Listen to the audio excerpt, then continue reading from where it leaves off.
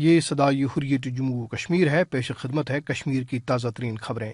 مقبوضہ کشمیر میں غیر قانونی طور پر نظربند شبیر احمد شاہ کی جماعت Jammu Kashmir democratic freedom party نے تحریک آزادی کو تمام تر رکاوٹوں کے باوجود اس کے منطقی انجام تک جاری رکھنے کے کشمیریوں کے غیر متزلزل عزم کا اعادہ کیا ہے۔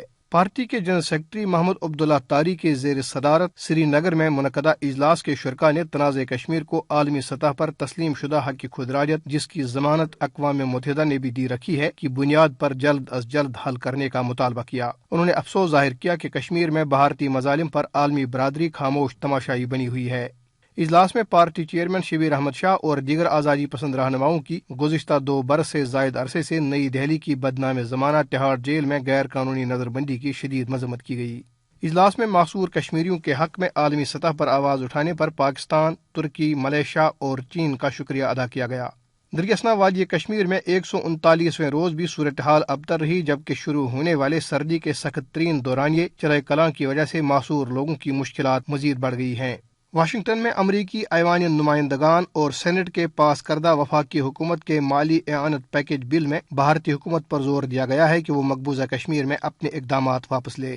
پاکستانیوں، کشمیریوں اور دنیا بھر میں فرینڈز آف کشمیر کی طرف سے بھارتی مصنوعات کی بائیکاٹ کی مہم شد و مد سے جاری ہے، جس کا مقصد مقبوضہ کشمیر اور بھارت میں مسلم کش اقدامات پر احتجاج کرنا ہے۔ اس کے ساتھ ہی خبریں ختم ہوئی۔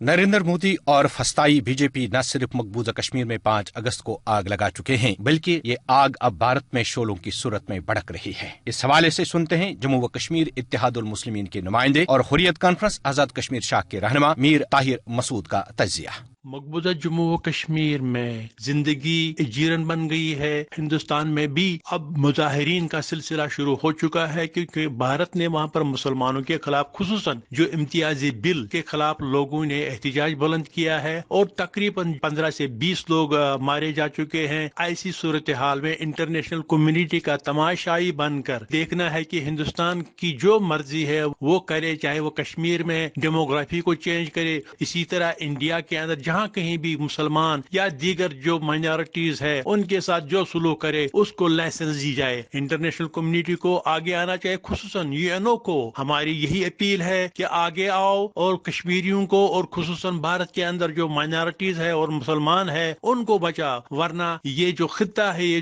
جنگ کی صورت نظر آ رہی ہے اور یہاں پر آگ کے شعلے بلند ہوتے نظر آئیں گے، اور پھر اس صورتحال کو قابو کرنا دنیا کے لیے بھی بہت ہی مشکل ہو جائے گا۔ آج بھارتی ریاستوں کی سڑکیں جنگ کا سما پیش کر رہی ہیں، جس پر بھارت کو پوری دنیا میں رسوائی اور شرمندگی کا سامنا کرنا پڑ رہا ہے۔